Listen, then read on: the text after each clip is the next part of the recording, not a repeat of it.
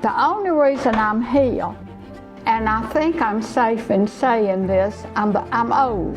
And if you can live to be 93 and live in Anderson all your life and love Anderson, you can probably be the next speaker they'll call you.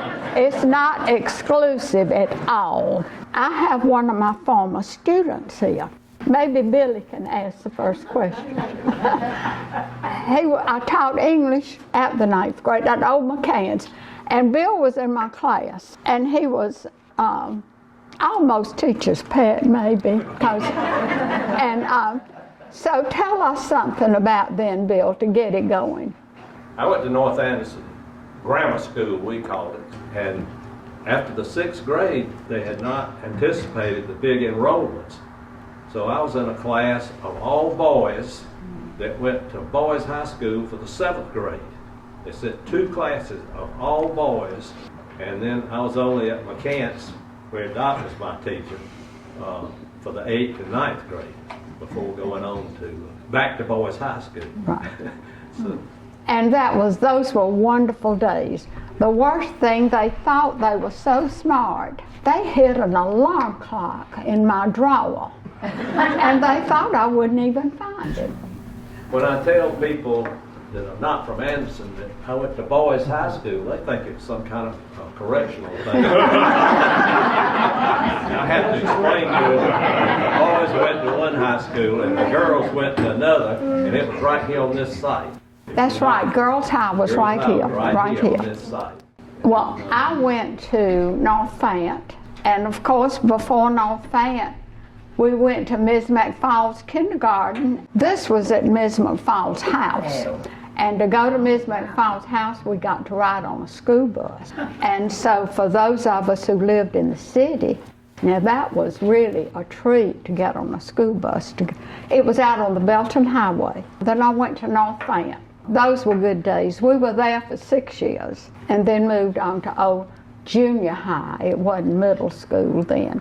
Then, of course, we did come up here to Girls' High, and there was Girls' High and Boys' High. But the girls and boys did actually get together a little bit, yeah. Paul, you're good at questions. Ask me a question. I want to know how the boys and the girls got together. Well, you know, that's really sort of an interesting question, because you might not believe it, but back then, you did not know all the boys. You mainly met them at Sunday school. And then after Sunday school, you got a little bit older and maybe somebody would have a party. But you did not know the boys like we would today. And of course, as you get older, you meet them on the weekends and have all that kind of fun. Did you have a drive-in you went to? Was there a drive-in y'all hung out at? When we went in high school, Collins was up there where Pruitt Shopping Center is now. Oh, yeah. It was a huge grove of trees, had a little restaurant thing out in the middle, and they'd come out to the car and take your order, go in, fill it, and bring it back with a tray to fit on the side window of the car. And so that was one of the places. And then right up at the corner of Boulevard up here was a place called the Varsity. Yeah. And then there was another drive-in that we'd go to right across from Anderson University, where that little white, I think at one time it was a pure oil station. It was. That little white building that's right there at the corner of Boulevard and Calhoun. That was, I don't know what the real name of it was, but we called it the Philly. I was the last class of all girls, and we were at the new Hannah, that is now McCann. Yeah. So I was in the 10th grade, and the way that the boys and girls got together, when the Yellow Jacket came out, the boys would bring the paper. That's right. And then we would have pep rallies, and we would all be together for that. But that was it. I was editor of the Girls' High paper, Hannah's Gals. Y'all remember Mr. Hannah? Yeah. And we would get to go to Boys' High to sell papers. And the boys would come to Girls' High. I married Marshall Fant, and after Winthrop, I met him in college. But anyway, he was captain of the football team, and we were 2 years younger, so we did not dare speak to anybody 2 years older than we were. But he came in our English class, and I don't guess there's anybody here that remembers Marion Guest. She was one of my good friends. But Marion saw Marshall come in, and you know what she did? She was smarter than all the rest of us.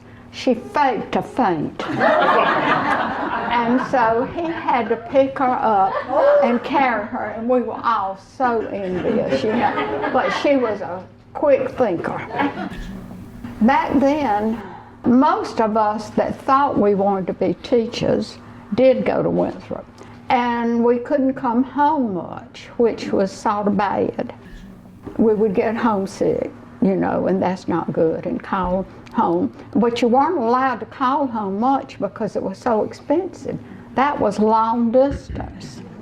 And I had one friend that lived in Star. We would want to talk, and our parents wouldn't let us, but just for 3 minutes. Because to call Star then was long distance. How we got home from Winthrop. I had to ride the train. Some of them rode the bus. But my daddy worked for a branch of the Southern Railway, and I had this little thing called a pass. So you could ride anywhere you wanted to go. The only thing you had to do was pay for your food in the dining car. So I had to ride the train. And we would go up to what was then Calhoun.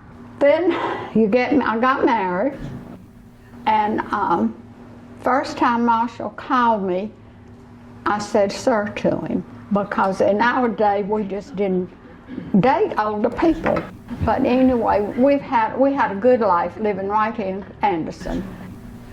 In my first grade at North Fant, that would have been 1935 or 36. We had a terrible tornado. Picked up houses, picked up something and put it at the hospital.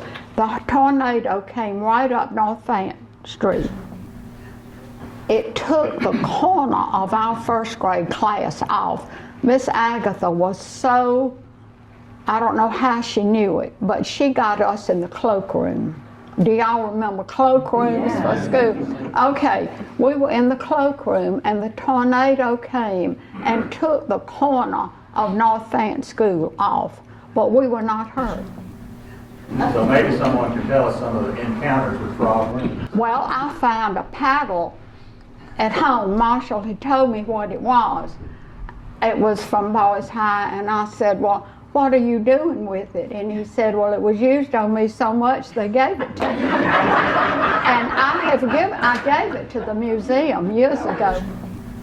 Let's talk about old downtown. Do y'all remember how you would have fun going downtown, shopping downtown? It was the only place to go. And you bought everything there. I love you talk about Fant's downtown, the other merchants, what it was like on Main Street back then.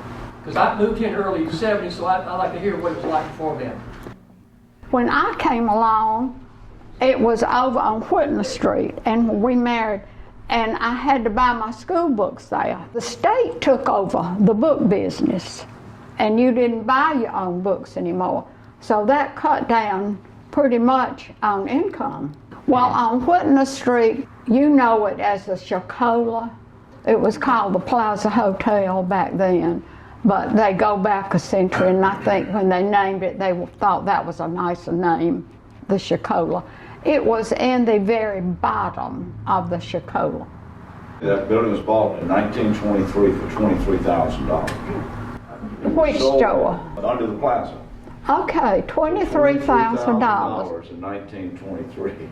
In 1979, we sold it for $23,000. So that tells you a little bit about the state of downtown at that time. One of the neighbors over on Whitney Street was Lynn Fant Vickers' father's office. Her daddy was Francis Fant. Yes. And his office was below the store. On one side was Henderson Shoes, and they had a Polly Parrot, that, and you better not stick your fingers in that cage. And another place would have been Welborn Shoes, right across, and Drazen's. Oh, I forgot about Drazen's, yeah. Walters and Hillman, Bow Stokes, and then Phil Jewelers came later. Paul reminds us that Belk's had an elevator. Have you ever heard of such a thing? They had a girl who opened and shut the door for you. Oh, but across the way, Bale's store had an escalator. And so we were really coming up in the world. There was a bank on every corner too. Cochran Jewelry Store used to advertise as being between the banks. Yep. We had the Mayfair Grill, which would, across from our store, was a Mayfair. And then later on, you probably all remember the Townhouse.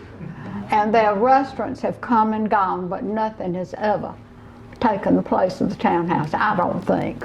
Oh yeah, the Greasy Spoon. Fant's camera shop was down. They later moved up on Cater Street, but it started off as Fant's drugstore. You took a camera and you had to be a genius to put that film in the camera. And then you would take it to the drugstore and they would send the film off, or you would either mail it to Jack Rabbit and it would come back to you.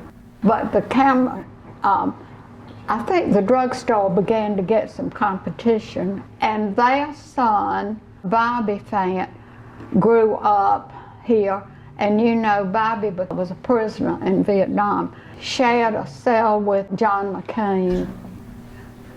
We went to the picture show, not the movie. You go to a movie now, but we went to the picture show, and you could go on Saturday morning for 9 cents. And you would get a penny change, and you could get 1 piece of candy with that penny.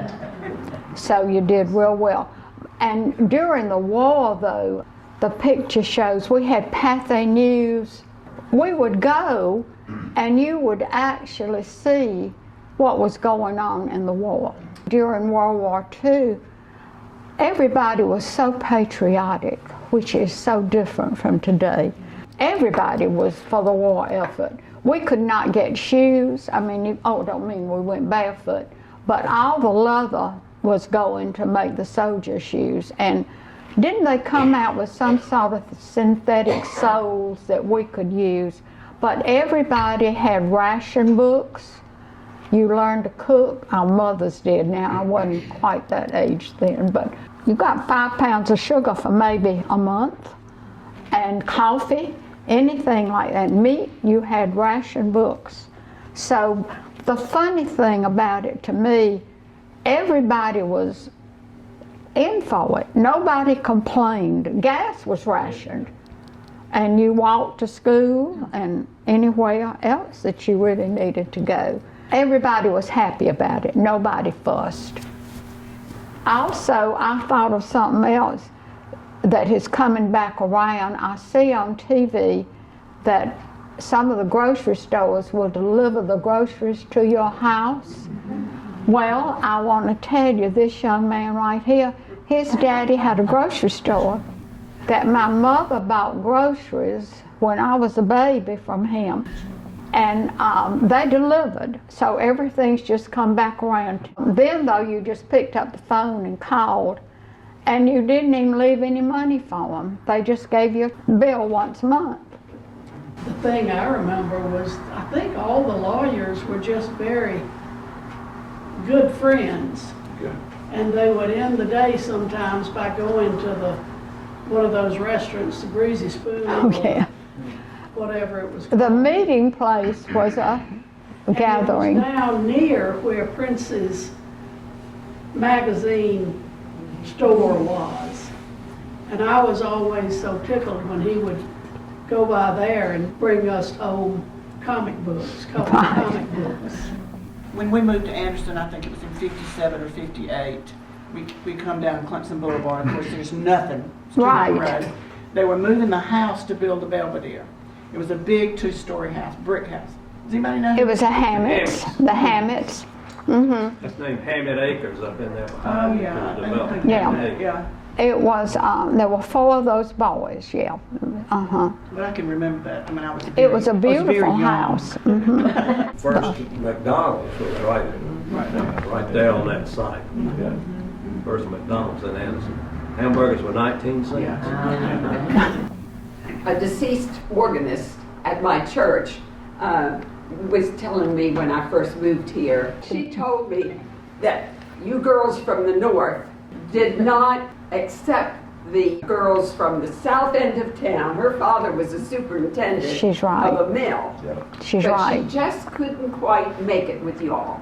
She said from Greenville Street North, you know, that was the in group. So she always kind of felt on the outside. Well, you know, But that's she taught music for 50 years. she's right. It was, but you know, I guess the girls that were at Girls High that we were good friends with, their parents were probably the supervisors and head of the mills that paid them. They were real well off. But I have been told as an adult that it was almost like segregation. Yeah. When I was at Girls High, it didn't, but I never felt that way towards them. And the funny thing today is most of those have done beautifully when some of the people they thought were going to excel didn't do so well. But that was true. I hope it wasn't that way for long. I first want to thank 2 of my children for coming, Dean, my oldest girl, and Marsh, my only son. And my 3rd child, Carol, was going to be here, but her husband is an attorney, and they had court cases that they wouldn't change the court because her mama was talking. So we're really lucky in a lot of ways. And if y'all don't like Anderson, don't tell me. And I have this thing that I say every day, and I would like to say it to you, and you can adopt it. I have 2 pillows with it that some of my children have given me, one at the front door and one at the back. Accept what is, let go of what was, and have faith in what will be. And the other thing I want to end with is, when I was young, it's where J. Peters is now. There was a drugstore there called Standard Drugstore. The man who owned it, Kevin, he was a member of our church. And I'm talking about St. John's. And he had this huge sign, Anderson is my town. Well, it's still there, but it's a little bitty sign. It's not big now. But the great big one said, Anderson is my town. And so all of us are from Anderson. And let's tell everybody that Anderson is my town.